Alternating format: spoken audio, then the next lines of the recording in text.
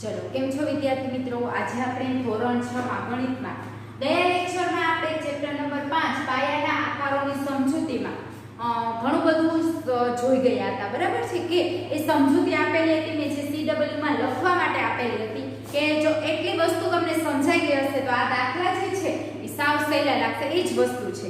Clear? ચલો હવે છે સ્વાધ્યાય 5.1 નો દાખલા નંબર 1. જોવો જોઈએ એમાં તો કે માત્ર નિરીક્ષણ કરી રેખાખંડોની સરખામણી કરવામાં કયો ગેરલાભ થાય છે? તો ત્યારે પણ મેં સમજાવેલું હતું કે ખાલી તમને રેખાખંડ આપેલો હોય એનું નિરીક્ષણ કરો અને કહી દો કે હા આ રેખાખંડ બે સરખા છે, તો અથવા તો રેખાખંડમાં આટલું હશે તો એ આપણે શક્ય બને નહીં. બરાબર છે? ચલો જોઈએ આપણે જવાબમાં. તો કે મેં અહીંયા બે રેખાખંડ દોરેલા છે. આ છે રેખાખંડ A અને B. બીજો રેખાખંડ દોરું C અને D. ક્લિયર? ચલો હવે હું અનુમાન લગાવું તો કે આ મને આમ જોતા એમ લાગે કે આ બે રેખાખંડ કેવા છે? સરખા છે. પરંતુ ખાલી અનુમાન લગાવીને તમે સરખામણી કરી શકો નહીં. ક્લિયર? ચલો જોઈએ તો કે અહીં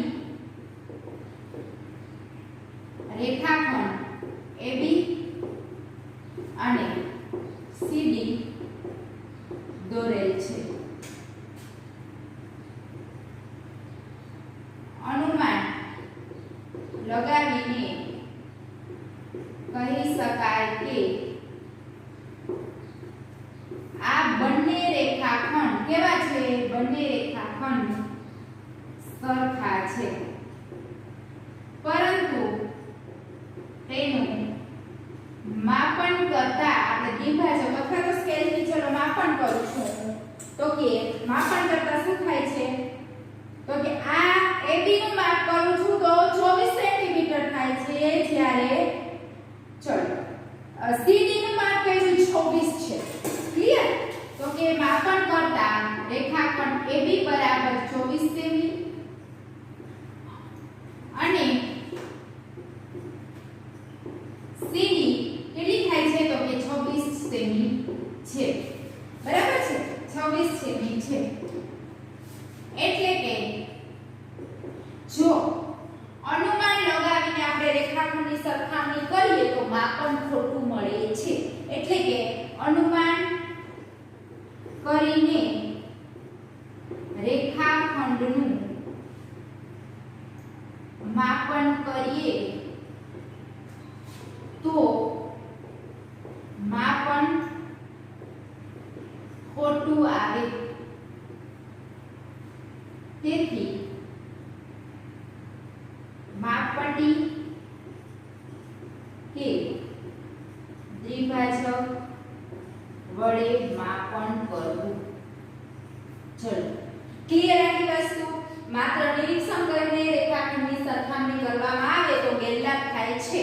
બરાબર? એમ પૂછ્યું છે થાય છે તો કે હા મેં આ AB દોરેલો રેખાખંડ અને CD દોરેલો જોતા એટલે કે અહીં રેખાખંડ AB અને CD દોરેલ છે. અનુમાન લગાવીને કહી શકાય કે આ બંને રેખાખંડ સરખા છે. ખાલી અનુમાન લગાવીને કહી શકાય કે સરખા છે. પરંતુ તેનું માપન કરતા જણાવો કે આ 24 સેમી છે, જ્યારે આ કેવું છે? 26 સેમી છે. એટલે કે ભલે તફાવત 2 સેમીનો છે કે 1 સેમીનો હોય, પરંતુ આ જો આવી રીતના અનુમાન લગાવીને કરીએ આપણે તો એનું માપન કેવું કરે? ખોટું પડે. આપણું માપન ખોટું આવે છે. તેથી માપપટ્ટી કે દ્વિભાજક દ્વારા જ માપન કરવું જોઈએ. ક્લિયર? આટલી વસ્તુ સરસ. ચલો એના પછીનો છે બીજો.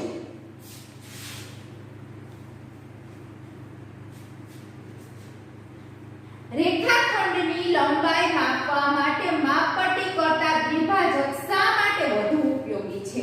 મેં ત્યારે પણ તમને સમજાવેલું હતું કે માપપટ્ટીથી હું માપું. બરાબર છે? ચલો દાખલા તરીકે અહીંયા એક રેખાખંડ દોર્યો છે મેં. હવે હું આનું માપન કરું. બરાબર છે? ચલો 24 આવી. હવે હું દ્વિભાજક વડે માપન કરું. બરાબર છે? પછી માપું તો કંઈક ફેરફાર થશે. શું કામ માપપટ્ટી દ્વારા તમારું માપન સાચું છે? તો કે ઘણી વખત એવું થાય. બરાબર છે? ઘણી વખત એવું થાય કે એ સ્કેલ જો એની જાડાઈ ખૂબ વધારે હોય તો પણ એમાં પણ આપણને ખોટું આવે છે. હું અહીંયા રાખું તો મારી નિરીક્ષણની આંખ કેવી હોવી જોઈએ? લંબ હોવી જોઈએ. જો હું ક્રોસમાંથી જોઉં તો પણ ચાલે નહીં. ત્રીજી વસ્તુ કે ઘણી વખત એવું બને કે સ્કેલ છે તો એનો આ અંક તૂટી ગયો છે, આ ખૂણો તૂટી ગયો છે, તો પણ માપ ખોટું આવે. આવા અન્ય કારણોથી સ્કેલ દ્વારા જો માપ લેવામાં આવે તો એ ખોટું પડે છે. એટલા માટે દ્વિભાજકનો ઉપયોગ કરવામાં આવે તો ચોકસાઈપૂર્વક માપ મળે છે. બરાબર છે? તો આપણે લખી નાખીએ કે રેખાખંડની લંબાઈ માપવા માટે ઘણી વખત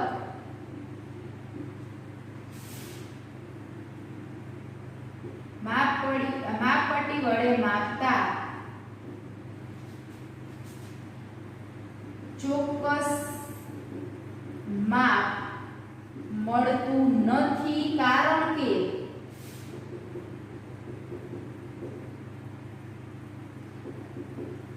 ઘણી વખત માપપટ્ટીની જાડાઈ, બરાબર છે, એની જાડાઈમાં પણ ફેરફાર જો હોય, માપપટ્ટીની જાડાઈ, પછી તો કે આપણા માપની જોવાની રીત, માપન કરવાની રીતની ક્ષતિ, એટલે કે જોવાની રીત, માપન જોવાની રીત ક્લિયર. પછી કોઈ અંક તૂટેલો છે, બરાબર છે, અથવા તો આમ કારણભૂત હોઈ શકે રીતની ક્ષતિ, પછી અંક જે છે એની પ્રમાણભૂતતા, બરાબર છે, જોવાની રીતની ક્ષતિ, એટલે કે આપણે ખોટું જોઈએ છીએ. કેવી રીતના હું સાઈડમાંથી જોઉં, આપણે લંબ રૂપે જોવાનું હોય, બરાબર છે. અંકની પ્રમાણભૂત માપ, બરાબર છે, અથવા તો તમે એમ લખી શકો કે આંકડાની પ્રમાણભૂતતા, બરાબર છે, આ અંકની પ્રમાણભૂતતા ને કારણે ચોક્કસ માપ મળતો નથી, તેથી રેખાખંડની લંબાઈ માપવા માટે માપપટ્ટી કરતા દ્વિભાજક વધુ ઉપયોગી છે. ક્લિયર? માપપટ્ટી કરતા દ્વિભાજક જે છે એ વધુ ઉપયોગી છે. સમજાઈ ગયું અહીંયા સુધી બધાને? સરસ. ક્લિયર? દાખલા નંબર 3 જો કોઈ રેખાખંડ દોરી તેને AB કહો. કીધું છે? ચલો આપણે જવાબ લખીએ. કોઈ રેખાખંડ દોર્યો, એને AB નામ આપો. ચલો આપી દીધું. સરસ. હવે કોઈ બિંદુ C ને A અને B વચ્ચે રેખાખંડ પર દર્શાવો. કોઈ બિંદુ C ક્યાં બિંદુ દર્શાવવાનું? તો કે વચ્ચે દર્શાવી દીધું. હવે AB, BC અને AC ની લંબાઈ માપો. શું? AB બરાબર AC CB છે, બરાબર? તો આપણે આ લંબાઈ માપવી પડે અને પછી આપણે કહી શકીએ કે આ બે વસ્તુ છે કે નહીં. તો આ જ્યારે સમજૂતી આપી હતી ત્યારે મેં આ વસ્તુ કરેલી હતી, બરાબર? તો ચલો અહીંયા લખો તો કે રેખાખંડ, બરાબર છે, AB દોર્યો છે. AB પર બિંદુ C દર્શાવેલ છે. ચલો હવે હું AB ની લંબાઈ માપું. AB બરાબર કેટલા છે જોવો જોઈ. AB ની લંબાઈ માપી તો છે કેટલું છે?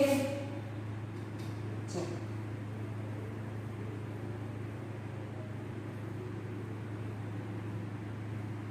24 છે, બરાબર છે. AB છે 24 સેમી. ચલો AC માપો. AC આવ્યું 12 અને CB આવ્યું 12. ચલો AC બરાબર 12 સેમી અને CB બરાબર 12 સેમી આવ્યું. ચલો હવે જોવો જોઈ તો કે AC પ્લસ CB, તો કે AC કેટલું આવ્યું? તો કે AC છે 12, CB છે 12 સેમી. 12 ને 12 તો કે 12 ને 12 બરાબર 24 સેમી, બરાબર ની નિશાની, બરાબર. ચલો 24 સેમી, તો કે 24 સેમી એટલે AB થાય? તો કે હા. તો તેથી કહી શકાય કે AB બરાબર એટલે કે આખું માપ એટલે આ બે ટુકડા અને આ બે ટુકડા એટલે કે AC + CD થાય. ક્લિયર? ચલો પાછો ત્રીજો એક દાખલો જોઈ લો. કોઈ રેખાખંડ દોરી તેને AB કહો. આ મેં રેખાખંડ દોર્યો કોઈ પણ માપ નથી દોર્યો, તમે કોઈ પણ ડ્રો કરી શકો. AB કહો. કોઈ બિંદુ C ને અહીંયા લેવાનું, બરાબર? બિંદુ C ને AB પર વચ્ચે રેખાખંડ પર દર્શાવો. AB BC અને AC ની લંબાઈ માપો અને આ વિધાન સાચું છે કે ખોટું કહેવાનું છે. ચલો મેં પહેલા AB દોર્યું અને AB ઉપર બિંદુ C દર્શાવેલ છે. હવે તમે જોઈ શકો છો મેં AB નું માપ સ્કેલ દ્વારા માપ્યું, પછી AC માપ્યું, CB માપ્યું, બધામાં કિંમત મૂકી દો. આવી જાણશો તો કે આ વિધાન સાચું છે. આવી રીતના થઈ શકે. ક્લિયર આટલી વસ્તુ? સરસ. ચલો હવે આપણે સ્વાધ્યાય 5.1 ના દાખલા 3 દાખલાની ચર્ચા કરી. હોમવર્કમાં જોઈ લો. પ્રેક્ટિસ વર્કમાંથી હોમવર્કમાં ત્યાં ચેપ્ટર સ્ટાર્ટ થાય છે ત્યાં બે ઉદાહરણ આપેલા છે, એ ગણવાના છે, બરાબર? અને સ્વાધ્યાય 5.1 ના જે દાખલા આપેલા છે 5.1 ના જેટલા દાખલા છે એ ગણવાના છે, બરાબર? 3 જ દાખલા છે એમાં તો એ વસ્તુ તમને આવડી જશે. આ જ વસ્તુ સેમ છે. હવે પછીના લેક્ચરમાં આપણે દાખલા નંબર 4 થી ચર્ચા કરશું. અત્યારે અહીંયા સુધી રાખીએ. ક્લિયર? ચલો, થેન્ક યુ.